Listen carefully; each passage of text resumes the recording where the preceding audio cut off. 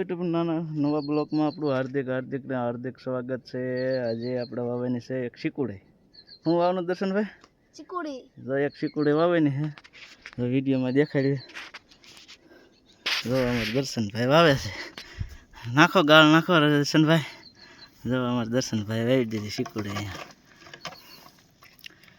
4-5 આંબા વાવ્યા છે, 3-4 અંજીર ને આંબા, 2 રામફળ, રામબોડે એવું બધું વાવ્યું છે। હા, થાય ને ત્યારે ખાવા આવી જાઓ। જો અમારે દર્શનભાઈ એમ કહે છે કે ખાવા આવી જાઓ। બસ એ રહેવા દેવું, લાવું સરખું કરી નાખો હાલે।